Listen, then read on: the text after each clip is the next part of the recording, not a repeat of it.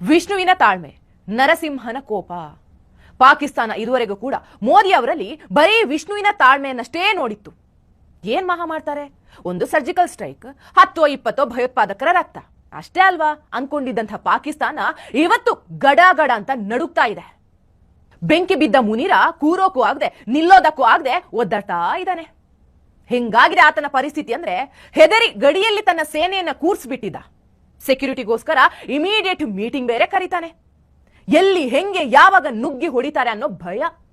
Mostly ರಾತ್ರಿ ಕನ್ಸಲ್ಲೂ ಕೂಡ ಮೋದಿ ಹಾಗೂ ಭಾರತೀಯ ಸೈನಿಕರು ಕಾಣ್ತಾ ಇದ್ರೇನೋ. ಮೋದಿ ಈ ಸಲ ದೊಡ್ಡದಾಗಿ ಆಕ್ಷನ್ ತಗೋತಾರೆ ಅನ್ನೋದಂತೂ ಕನ್ಫರ್ಮ್ ಇತ್ತು. ಆದ್ರೆ ಇಷ್ಟು ಬೇಗ ಯುದ್ಧ ಶುರು ಮಾಡ್ಕೊಳ್ತಾರೆ ಅಂತ ಅನ್ಕೊಂಡೇ ಇರ್ಲಿಲ್ಲ.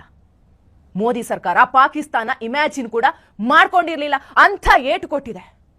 ಪಾಕಿಸ್ತಾನದ ಜೊತೆ ನೇರ ಯುದ್ಧ ಮಾಡೋದಕ್ಕಿಂತ ಮೊದಲು ಅವರನ್ನ ಕುಗ್ಗಿಸೋ ಕೆಲಸಕ್ಕೆ ಮೋದಿ ಕೈ ಹಾಕಿದ್ದಾರೆ. Diplomatic surgical strike. ಕೆಲವೇ ದಿನಗಳ ಹಿಂದೆ ಭಾರತ ರಾವಿ ನದಿಯ ನೀರನ್ನ ನಿಲ್ಲಿಸಿತ್ತು. ಆಗ್ಲೇ ಪಾಕಿಸ್ತಾನಕ್ಕೆ ಲೈಟ್ ಆಗಿ ಸ್ಟ್ರೋಕ್ ಹೊಡೆದಿತ್ತು. ಈ ಸಲ ಮೋದಿ ಏನ್ ಮಾಡಿದ್ದಾರೆ ಅಂದ್ರೆ ಇಡೀ ಇಂಡಸ್ ಒಪ್ಪಂದವನ್ನ ಮುರಿದು ಎಲ್ಲಾ ನದಿಯ ನೀರುಗಳನ್ನ ಈ ಕೂಡಲೇ ಬಂದ್ ಮಾಡಿದ್ದಾರೆ. ನಿಮ್ಗೆ ಗೊತ್ತಿರ್ಲಿ, ಪಾಕಿಸ್ತಾನಕ್ಕೆ ಮುಕ್ಕಾಲುವಾಸಿ ನೀರು ಭಾರತದ ಜಮ್ಮು ಕಾಶ್ಮೀರದಿಂದಲೇ ಹೋಗೋದು. ಜಮ್ಮು ಕಾಶ್ಮೀರದಲ್ಲಿ ಹುಟ್ಟಿದ ನದಿಗಳು ಹರಿದು ಪಾಕಿಸ್ತಾನದ ಮೂಲಕ ಅರಬ್ಬಿ ಸಮುದ್ರವನ್ನ ಸೇರ್ತಾ ಇದೆ. ಇದೇ ನೀರಿನಿಂದ ಪಾಕಿಸ್ತಾನದ ಪಂಜಾಬ್ ಪ್ರಾಂತ್ಯದಲ್ಲಿ ಕೃಷಿ ಮಾಡ್ತಾ ಇದ್ರು. ಪಾಕಿಸ್ತಾನ ಬದುಕ್ತಾ ಇರೋದೇ ಇದೇ ನದಿಯ ನೀರಿನಿಂದ. ಆದ್ರೆ ಈಗ ಭಾರತ ಆ ಎಲ್ಲ ನೀರನ್ನ ತಡೆದಿದೆ. ನೆಹರು ಮಾಡಿಕೊಂಡಂತಹ ಒಪ್ಪಂದವನ್ನ ಮುರಿದು ಹಾಕಿದೆ. ಅಲ್ಲಿಗೆ ಪಾಕಿಸ್ತಾನಕ್ಕೆ ತೊಳ್ಕೊಳ್ಳೋದಕ್ಕೂ ಕಷ್ಟ ಆಗಬಹುದು. ಇದು ಒಂಥರ ಆರ್ಥಿಕ ಸರ್ಜಿಕಲ್ ಸ್ಟ್ರೈಕ್ ಕೂಡ ಹೌದು. ಯಾಕಂದ್ರೆ ಪಾಕಿಸ್ತಾನದ GDPಯ 21% ಹಾಗೆ ಉದ್ಯೋಗದ 45% ಸಿಂಧೂ ನದಿಗೆ ಡಿಪೆಂಡ್ ಆಗಿದೆ. ನೆಕ್ಸ್ಟ್, ಅಟ್ಟಾರಿ ಗಡಿಯನ್ನ ಮುಚ್ಚಲಾಗಿದೆ. ಪಾಕಿಸ್ತಾನಿ ಪ್ರಜೆಗಳು ಭಾರತಕ್ಕೆ ಬರುವುದನ್ನ ನಿಷೇಧಿಸಲಾಗಿದೆ. ಇನ್ನು 48 ಗಂಟೆಯಲ್ಲಿ ಯಾರ್ಯಾರು ಭಾರತದಲ್ಲಿ ಇದಾರೋ ಅವರೆಲ್ಲ ತೊಲಗ್ತಾ ಇರಬೇಕು. ಕಾಶ್ಮೀರದಲ್ಲಿ ದಾಳಿ ಆಗುತ್ತೆ. ಇಲ್ಲಿ ಅಂದ್ರೆ ದೆಹಲಿಯಲ್ಲಿರುವಂತಹ ಪಾಕಿಸ್ತಾನದ ಅಧಿಕಾರಿಗಳು ಕೇಕ್ ಆರ್ಡರ್ ಮಾಡಿ ತಿಂತಾರೆ. ಅಂದ್ರೆ ಅವರ ಮನಸ್ಥಿತಿ ಹೇಗಿದೆ ನೋಡಿ. ಆ ಕಚಡಗಳನ್ನು ಕೂಡ ಓಡಿಸ್ತಾ ಇದ್ದಾರೆ. ಎಂಥ ಅವಸ್ಥೆ ನೋಡಿ. ನಾವು ಜಾತ್ಯಾತೀತರು. ಪಾಕಿಸ್ತಾನದ 19 ವರ್ಷದ ಹುಡುಗಿ ತನಗೆ ಹೃದಯದ ಸರ್ಜರಿ ಆಗಬೇಕು ಅಂತ ಭಾರತಕ್ಕೆ ಬಂದಾಗ ಆಕೆಯನ್ನ ನಾವು ಮಾನವೀಯತೆಯಿಂದ ಕಂಡು ಏನು ತೊಂದರೆ ಆಗದಂತೆ ಸರ್ಜರಿ ಮಾಡಿ ಕಳಿಸಿದ್ವಿ. ಆಕೆ ಆಪರೇಷನ್ ಥಿಯೇಟರ್ ನಲ್ಲಿ ಮಲಗ್ದಾಗ ನೀನು ಮುಸ್ಲಿಮಳ ಅಥವಾ ಹಿಂದೂ ಅಂತ ನಾವು ಕೇಳಲೇ ಇಲ್ಲ. ಆದ್ರೆ ಅವರು ಮಾಡಿದ್ದೇನು? ರಾಬರ್ಟ್ ವಾದ್ರಂಥ ಕಚ್ಚಡ ಕಜ್ಜಿ ನಾಯಿಗಳು ಹಿಂದೂಗಳ ಟಾರ್ಚರ್ಗೆ ಅವರು ಅಟ್ಯಾಕ್ ಮಾಡಿದ್ರು ಅಂತ ಹೇಳ್ತಾನೆ. ಹೊಟ್ಟೆಗೆ ಅನ್ನ ತಿನ್ನೋ ನಾಯಿಯಲ್ಲ ಇದು, ಹೊಟ್ಟೆಗೆ ಬೇರೆದನ್ನೇ ತಿನ್ನೋ ಹಂದಿ ಇದು. ನನಗೆ ಇಷ್ಟೊಂದು ಹೊಟ್ಟೆ ಉರಿತಾ ಇದೆ ಅಂದ್ರೆ 11 ವರ್ಷದಿಂದ ತಪಸ್ಸು ಮಾಡಿ ಕಾಶ್ಮೀರವನ್ನ ಸ್ವರ್ಗ ಮಾಡೋಕೆ ಹೊರಟಿದ್ದ ಈ ವ್ಯಕ್ತಿಗೆ ಎಷ್ಟು ನೋವಾಗಿರೋದಿಲ್ಲ. ಮೋದಿ ಅವರ ಒಂದು ಅವತಾರವನ್ನ ಅಷ್ಟೇ ಪಾಕ್ ನೋಡಿದೆ. ಇನ್ನೊಂದು ಮುಖ ಸದ್ಯದಲ್ಲೇ ಕಣ್ಣೆದುರಿಗೆ ಬರುತ್ತೆ. 22 अप्रैल को जम्मू कश्मीर के पहलगाम में आतंकियों ने मासूम देशवासियों को जिस बेरहमी से मारा है उससे पूरा देश व्यथित है. कोटि कोटि देशवासी दुखी है. सभी पीड़ित परिवारों के इस दुख में पूरा देश उनके साथ खड़ा है. ये हमला सिर्फ निहत्थे पर्यटकों पर नहीं हुआ है.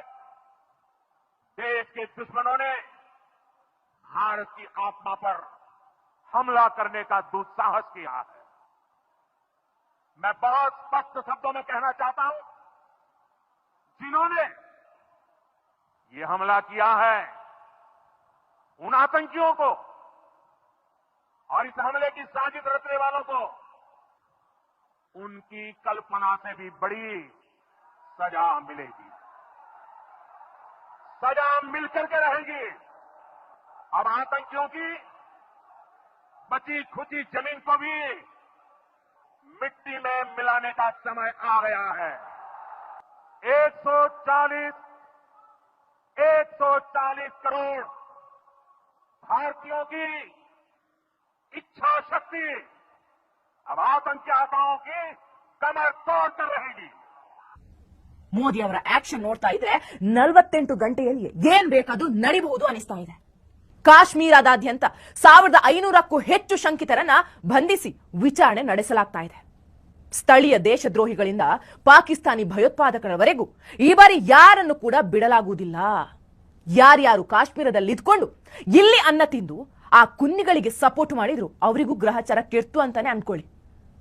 ಭಾರತದೊಂದಿಗೆ ಉದ್ವಿಗ್ನತೆ ಹೆಚ್ಚುತ್ತಿರುವುದನ್ನು ಕಂಡು ಪಾಕಿಸ್ತಾನದ ಪ್ರಧಾನಿ ಶಹಬಾಜ್ ಶರೀಫ್ ಅವರ ನೇತೃತ್ವದಲ್ಲಿ ತುರ್ತು ರಾಷ್ಟ್ರೀಯ ಭದ್ರತಾ ಸಮಿತಿ ಸಭೆಯನ್ನು ಕರೆಯಲಾಗಿದೆ. ಈ ಸಭೆಗೋಸ್ಕರ ಜನರಲ್ ಆಸಿಮ್ ಮುನೀರ್ ತಮ್ಮ ಕಜಕಿಸ್ತಾನ ಭೇಟಿಯನ್ನ ಕ್ಯಾನ್ಸಲ್ ಮಾಡಿದಾರಂತೆ. ಅಂದ್ರೆ ಎದೆ ಹೊಡ್ಕೊಳ್ಳೋಕೆ ಶುರುವಾಗಿದೆ ಅಂತ ಆಯ್ತು. ಈಗಾಗಲೇ ಭಾರತದ ಸೈನಿಕರು ಪಾಕ್ ಆಕ್ಯುಪೈಡ್ ಜಮ್ಮು ಕಾಶ್ಮೀರದಲ್ಲಿ 42 ಭಯೋತ್ಪಾದಕರ ಶಿಬಿರಗಳನ್ನು ಗುರುತಿಸಿಕೊಂಡಿದ್ದಾರೆ. ಗುಪ್ತಚರ ಮತ್ತು ಸೇನೆ ಅಗತ್ಯ ಬಿತ್ತು ಅಂದ್ರೆ ಉಡಾಯಿಸೇ ಬಿಡ್ತಾರೆ. ಲಿಟ್ರಲಿ ಪಾಕಿಸ್ತಾನ ನಡುಗಿ ಹೋಗಿದೆ. ಪಾಕಿಸ್ತಾನದಲ್ಲಿರುವ ಸೇನಾಧಿಕಾರಿಗಳ ರಜೆ ಕ್ಯಾನ್ಸಲ್ ಮಾಡಿದ್ದಾರೆ. ರಿಸರ್ವ್ ಫೋರ್ಸ್ ಅನ್ನ ಸಿದ್ಧವಾಗಿರುವಂತೆ ಹೇಳಲಾಗಿದೆ. ಭಾರತದಿಂದ ಯಾವ ಮಟ್ಟದ ಪ್ರತಿಕಾರವನ್ನ ಎದುರಿಸಬೇಕಾಗತ್ತೆ ಅನ್ನೋ ಭಯ ಈಗ ಪಾಕಿಸ್ತಾನಕ್ಕೆ ಕಾಡ್ತಾ ಇದೆ. ಅವತ್ತು ಸಾಯಿಸಬೇಕಾದ್ರೆ ಆ ಹಂದಿ ಏನು ಹೇಳಿತ್ತಲ್ವಾ, ಮೋದಿಕೋ ಬತಾವೋ ಅನ್ನೋದಾಗಿ. ಅಬ್ ಮೋದಿಕೋ ಪತ ಚಲ್ ಗಯಾ. ಮೋದಿಗೆ ವಿಷಯ ಗೊತ್ತಾಗಿದೆ, ಹುಡ್ಕೊಂಡು ಬರ್ತಾರೆ ಅಷ್ಟೇ.